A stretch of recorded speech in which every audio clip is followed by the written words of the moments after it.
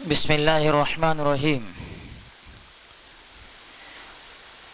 سورہ مجادلہ میں ایک خاندان کو پیش آنے والی مشکل کا حل بتاتے ہوئے سبق دیا گیا ہے کہ اگر کسی کو اسلام کے کسی حکم کے سبب زندگی میں کوئی مشکل پیش آئے تو ان کو نہایت خلوص کے ساتھ اللہ اور اس کے رسول صلی اللہ علیہ وسلم کے سامنے عرض کریں۔ امید ہے کہ اس کی مشکل حل ہونے کی راہ نکل آئے گی۔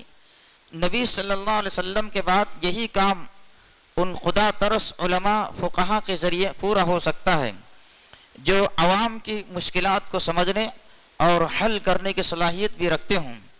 وہ عملی مثال یہ ہے کہ ایک خاتون کے شوہر نے ایک دفعہ غصے میں یہ کہہ دیا کہ اگر میں تمہیں ہاتھ لگاؤں تو ایسا ہے جیسے میں نے اپنی ماں کو ہاتھ لگایا۔ عربوں میں ان الفاظ سے طلاق ہو جاتی تھی اور میاں بیوی میں لازماً جدائی ہو جاتی تھی۔ چنانچہ خاتون بہت پریشان ہوئی کہ ادھیڑ عمر میں شوہر اور بچوں سے جدا ہو کر کہاں جائے گی۔ انہوں نے سارا معاملہ حضور صلی اللہ علیہ وسلم سے آ کر بیان کر دیا اور بڑی عاجزی سے درخواست کی کہ اس کا کوئی حل نکالے، مگر اس وقت تک وحی سے ایسی بات کے بارے میں کوئی فیصلہ نہیں آیا تھا، اس لیے آپ خاموش رہے۔ خاتون بار بار توجہ دلاتی رہی، آخر میں وحی نازل ہوئی کہ اللہ نے اس عورت کی بات سن لی جو تم سے جھگڑتی تھی۔ تم میں جو لوگ اپنی بیویوں کو ماں کہہ بیٹھے ہیں تو اس کے کہنے سے وہ مائیں نہیں بن جاتی، البتہ اس طرح کے لوگ ایک ناگوار اور جھوٹی بات کہتے ہیں۔ اب اگر وہ پلٹنا چاہے تو انہیں ہاتھ لگانے سے پہلے کفارے کے طور پر ایک غلام آزاد کرنا ہوگا۔ اگر غلام میسر نہ ہو تو لگاتار 2 ماہ کے روزے رکھیں، اور اس کی طاقت نہ رکھتے ہوں تو 60 مسکینوں کو کھانا کھلائیں۔ اس کے بعد چند ضروری مجلسی آداب کی تلقین کی گئی ہے۔ فرمایا، آپ کو خبر نہیں ہے کہ زمین آسمانوں کی ہر چیز کا اللہ کو علم ہے۔ جہاں کہیں 3 آدمی گفتگو کرتے ہیں، چوتھی ذات اللہ کی ہوتی ہے۔ جب 5 ہوتے ہیں تو 6ٹھی اللہ کی ذات ہوتی ہے۔ خفیہ بات کرنے والے اس سے کم ہو یا زیادہ، وہ جہاں کہیں ہوتے ہیں اللہ ان کے ساتھ ہوتا ہے۔ پھر قیامت کے روز اللہ ان کو بتا دے گا کہ انہوں نے کیا کچھ کیا۔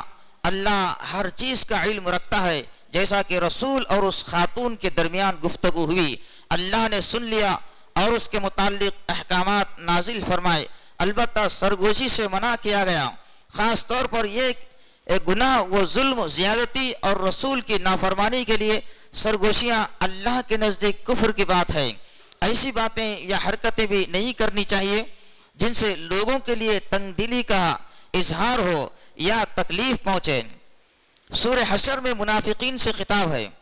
انہیں آگاہ کیا گیا کہ وہ ان واقعات سے سبق لیں جن دشمنوں کو وہ ناقابل تسخیر سمجھتے تھے، یعنی مدینے کے یہود۔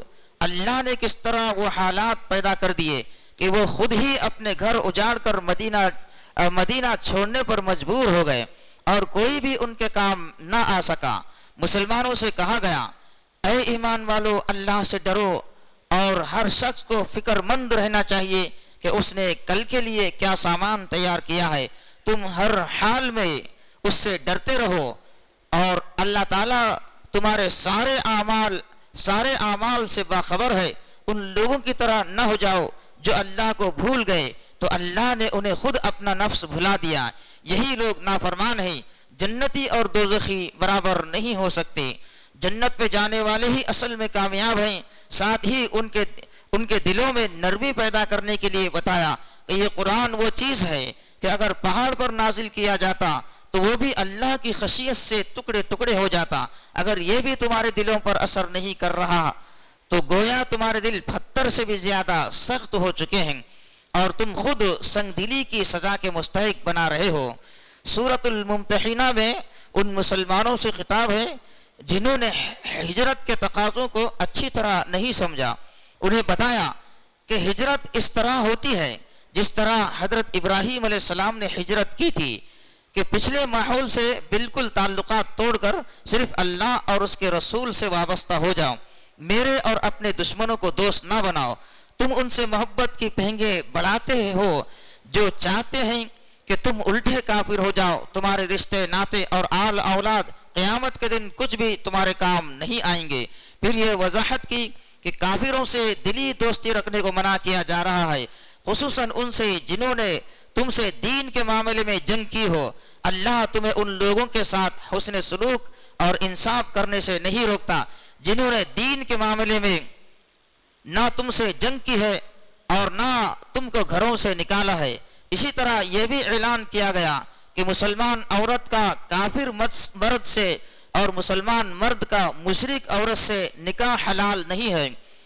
پھر ہدایت کی کہ جو عورتیں اسلام قبول کریں ان سے آپ بڑی بڑی برائیوں سے بچنے کا عہد لیں جو اس وقت عرب معاشرے میں پھیلی ہوئی تھیں. سورہ صف میں ان مسلمانوں سے خطاب ہے جو پیغمبر صلی اللہ علیہ وسلم سے اطاعت گزاری کا عہد کر چکنے کے بعد اللہ کی راہ میں جہاد سے جی چرا رہے تھے. ان کو متنبہ کیا گیا کہ اگر اطاعت کا عہد یعنی کلمہ پڑھنے کے بعد تمہاری یہی روش رہی تو تمہارا بھی وہی حال ہوگا جو یہودیوں کا ہوا کہ اللہ نے ان کے دل ٹیڑھے کر دیے اور ہمیشہ کے لیے ہدایت سے محروم کر دیے گئے.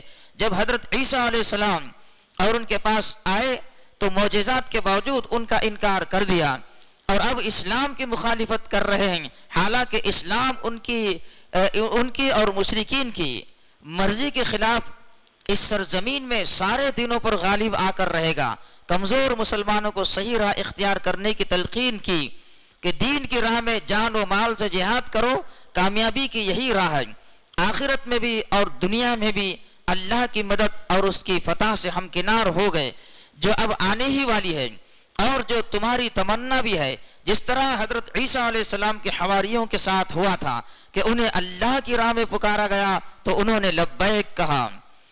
سورہ جمعہ میں حضرت ابراہیم علیہ السلام کی دعا کی طرف اشارہ کر کے مشرکین نے مکہ پر واضح کیا کہ نبی صلی اللہ علیہ وسلم کی بعثت کی شکل میں اللہ نے جس عظیم نعمت سے ان کو نوازا ہے اس کی قدر کریں اور یہودیوں کی سازشوں کا شکار ہو کر اپنے کو اس فضل عظیم سے محروم نہ کرے. جن یہودیوں کو توریت دی گئی مگر انہوں نے اس کا بار نہ اٹھایا، ان کی مثال اس گدھے کی سی ہے جس پر کتابیں لدی ہوئی ہوں. ان سے بھی زیادہ بری مثال ہے ان لوگوں کی جنہوں نے اللہ کی آیات کو جھٹلا دیا. اللہ ظالموں کو ہدایت نہیں دیتا. اس آیت میں بہت بڑی بات کہی گئی کہ اگر توریت دی گئی اور وہ اس پر عمل نہ کر سکے یا پڑھنا نہیں چاہتے، ان کی مثال گدھے پر لدی ہوئی کتابیں جیسی ہے کہ گدھا ناواقف ہوتا ہے کہ اس کی پیٹھ پر کیا لدا ہوا ہے. اگر یہ مثال یہودیوں پر صادق آتی ہے تو کیا ان مسلمانوں پر صادق نہیں آتی جو قرآن نہیں پڑھتے نہ اس پر عمل کرتے ہیں؟ آخر ان پر بھی تو یہ کتاب اتاری گئی اور وہ بھی گدھے کی طرح اسے اٹھائے ہوئے ہیں مگر انہیں نہیں معلوم کہ اس کتاب کے اندر کیا ہے.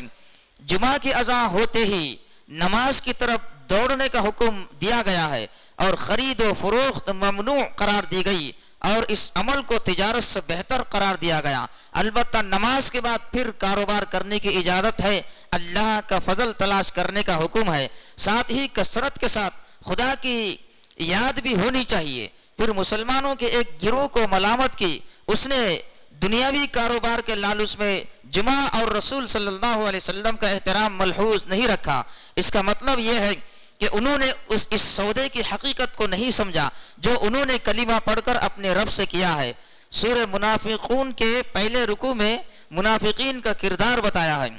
قسمیں کھا کھا کر اپنا ایمان جتاتے ہیں، حالانکہ ایمان قسمیں کھا کر جتانے کی نہیں بلکہ عمل کر کے دکھانے کی چیز ہے، مگر ان کا یہ حال ہے، یہ دنیا کی محبت میں گرفتار ہیں. دوسرے رکوع میں مسلمانوں کو متنبہ فرمایا گیا ہے کہ وہ مال و اولاد کی محبت میں پھنس کر اللہ کی یاد سے غافل نہ ہو. اگر آج انہوں نے اللہ کی راہ میں مال خرچ نہ کیے تو مرتے وقت پچھتانے کے سوا کچھ ہاتھ نہ آئے گا. گویا منافقت کا جو اصل سبب ہے اس سے بچنے کی تاکید کی ہے. سورہ تغابن میں بتایا گیا ہے کہ اس دنیا کی زندگی ہی کل زندگی نہیں بلکہ اصل زندگی تو آخرت کی زندگی ہے جو لازماً آ کر رہے گی، اور یہ فیصلہ وہی ہونا ہے کہ اس دنیا میں آ کر کون ہارا اور کون جیتا. بس جو آخرت میں کامیابی حاصل کرنے کا حوصلہ رکھتا ہو اس پر واجب ہے کہ وہ اللہ اور اس کے رسول صلی اللہ علیہ وسلم کی خوشنودی حاصل کرنے کی راہ میں ہر قربانی کے لیے تیار رہے اور کسی کی ملامت یا نصیحت کی پرواہ نہ کرے۔ آج کی تراویح میں آخری دو صورتیں طلاق اور تحریم ہیں۔ دونوں میں بتایا گیا ہے کہ نفرت اور محبت دونوں طرح کے حالات میں صحیح رویہ کیا ہے۔ چنانچہ سورہ طلاق میں بتایا ہے کہ اگر بیوی سے کسی وجہ سے اختلاف اور نفرت پیدا ہو جائے تو اس کے معاملے میں کس طرح اللہ کی حدود کی پابندی کرنی چاہیے، اور سورہ تحریم میں یہ واضح کیا کہ محبت میں کس طرح اپنے آپ کو اور بیویوں کو حدود الہی کا پابند رکھنے کی کوشش کرنی چاہیے۔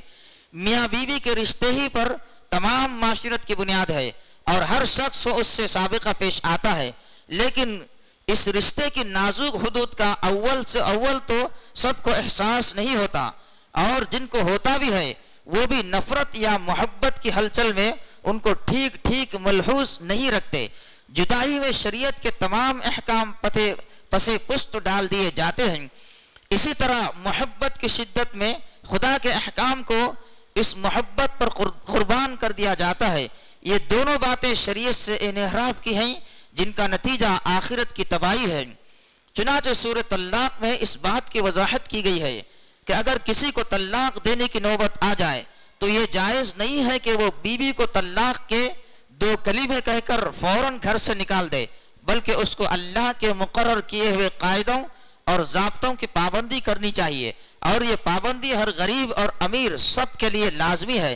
جو لوگ غریب ہونے کے باوجود ان احکام کی پابندی کریں گے، یعنی عدت کے زمانے میں ان کا خرچ اٹھانا، اسی مکان میں رہنے دینا وغیرہ، اللہ ان کی مشکل آسان کر دے گا، اور جو مال کی محبت میں حدود کو توڑیں گے وہ اللہ کا کچھ نہیں بگاڑیں گے بلکہ خود ہی گناہگار ہوں گے۔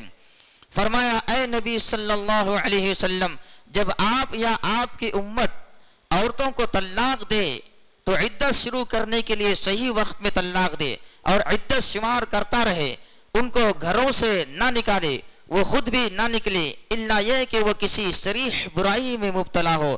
یہ اللہ کی حدود ہیں، جو ان کو توڑے گا وہ ظالم ہوگا۔ عدت پوری ہو جائے تو یا تو انہیں بھلے طریقے سے اپنے نکاح میں رکھو یا بھلے طریقے سے ان سے جدا ہو جاؤ۔ جو اللہ سے ڈرے گا اللہ اس کے لیے کوئی نہ کوئی راستہ نکالے گا، اسے ایسی جگہ سے روزی دے گا جہاں سے وہ سوچ بھی نہیں سکتا۔ جو اللہ پر بھروسہ کرے اللہ اس کے لیے کافی ہے۔ اللہ اپنا کام پورا کر کے رہتا ہے، اس نے ہر چیز کی ایک تقدیر مقرر کر رکھی ہے۔ جن عورتوں کا حیض آنا بند ہو جائے یا جنہیں ابھی حیض آیا ہی نہیں، ان کی عدت 3 ماہ ہے، اور حاملہ کی عدت بچے کی پیدائش تک ہے۔ جو اللہ سے ڈرتا ہے اللہ اس کے معاملے کو آسان فرماتا ہے۔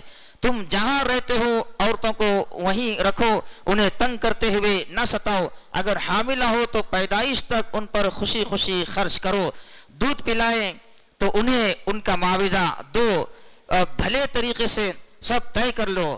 خوشحال آدمی اپنی خوشحالی کے مطابق اور غریب سے جو کچھ ہو سکے خرچ کرے، اللہ اتنی ہی تکلیف دیتا ہے جتنی بندے کی وسعت ہے، بعید نہیں کہ تنگی کے بعد فراخی عطا فرمائے۔ سورہ تحریم میں یہ بتایا ہے کہ محبت کے غلبے کے باوجود کس طرح اللہ کی حدود کی حفاظت کرنی چاہیے۔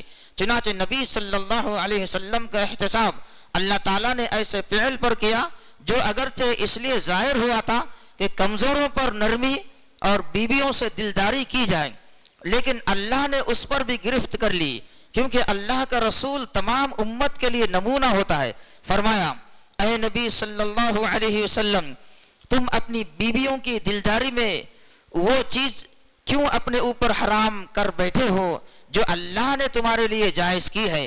اسی طرح جب نبی صلی اللہ علیہ وسلم نے اپنی ایک بیوی سے ایک راز کی بات کی اور انہوں نے اس کی خبر دوسری کو کر دی تو اللہ نے ان کی اس حرکت سے پیغمبر صلی اللہ علیہ وسلم کو آگاہ کر دیا اور بیویوں کو خطاب کر کے کہا کہ اگر تم دونوں اللہ سے توبہ کرو تو یہی بات تمہارے شایان شان ہے۔